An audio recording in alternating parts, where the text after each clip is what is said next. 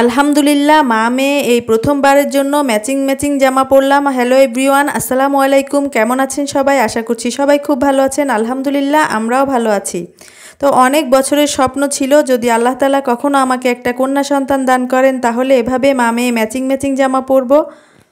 কন্যা সন্তান হচ্ছে আল্লাহ তাআলার অনেক বড় নিয়ামত। আল্লাহ তাআলা যার উপর বেশি সন্তুষ্ট হন আমরা সবাই জানি, তাকে আল্লাহ তাআলা কন্যা সন্তান দান করে থাকেন। আলহামদুলিল্লাহ আলহামদুলিল্লাহ আলহামদুলিল্লাহ, আল্লাহ আমার অনেক বছরের স্বপ্ন পুরা করেছে। কেন জানি না অনেক মানুষ হচ্ছে ছেলের প্রতি আকৃষ্ট থাকে, ছেলে হলে বেশি খুশি হয়, মেয়ের প্রতি অতটা আকৃষ্ট থাকে না। কিন্তু আমার কাছে তো মনে হয় একটা মেয়ে থাকলে যেই সুন্দর, মেয়েটাকে যেমন খুশি তেমন সাজানো যায়, পোশাক আশাক দিয়ে বলেন আর সাজুগুজু জিনিস দিয়ে বলেন, কিন্তু একটা ছেলেকে কিন্তু ওইভাবে পরিপূর্ণভাবে আমার মনে হয় সাজানো যায় না। যাই হোক, ছেলে মেয়ে কিন্তু আল্লাহ তাআলার অশেষ নেয়ামত। আল্লাহ যার উপর যেভাবে সন্তুষ্ট হন তাকে সেটাই দান করে থাকেন।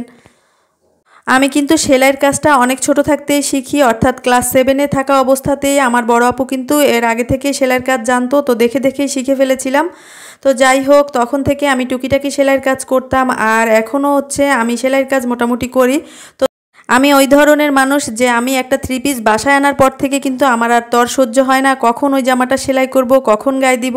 তবে কেন জানি না এই বাবু হওয়ার পর থেকে আমার ওই আগ্রহটা কিন্তু একেবারেই হারিয়ে ফেলেছি। বাবুর জন্য কিন্তু ঠিকই জামাটা তৈরি করে ফেলেছিলাম, কিন্তু আমার জামাটা কাটার পরে প্রায় 1 মাসের মতো ঘরে পড়েছিল। নিজেরটা সেলাই করব করব করে করা হচ্ছিল না। আলহামদুলিল্লাহ অবশেষে সেলাইটা করেই ফেললাম। আর এই যে এখন হচ্ছে গায়ে দিয়ে মেয়েকে নিয়ে একটু ছাদে ঘুরতে আসলাম, তো ভাবলাম আপনাদের সাথে শেয়ার করি। তো সর্বোপরি নিজের যে জামাকাপড় সেলানোর প্রতি একটা আগ্রহ কাজ করতো, এখন কিন্তু বাবু হওয়ার পর থেকে ওই আগ্রহটা আর নেই। আমার মনে হয় সব মায়েরাই এমন হয়, বাচ্চাদের যত্ন করতে করতে নিজের যত্ন নেওয়ার সময়ই পায় না। বাবুর জন্য যে জামাটা সেলাই করলাম এটা কিন্তু খুবই সহজ একটা জামা সেলাই, আর এটা অল্প কাপড়ের মধ্যে খুব সুন্দরভাবে হয়ে যায়। এই জামাটা নর্মালি বাবুরা যখন হাঁটতে পারে বা বসতে পারে তখন কিন্তু দেখতে বেশি ভালো লাগে। আর বাবুর জন্য যে জামাটা সেলাই করলাম এ ধরনের জামা কিন্তু গরমে পরাতেই আরামদায়ক, শীতে এ ধরনের হাতা কাটা জামা খুব একটা পরানো হয় না, তাই এখন আর সেলাই করছি না বাবুর জন্য জামা। আর এখন কিন্তু বাবু প্রতিনিয়ত চেঞ্জ হবে, অর্থাৎ এখন বাবুর যে বয়স এই বয়সটাতে কিন্তু প্রতিনিয়তই বাড়তে থাকে।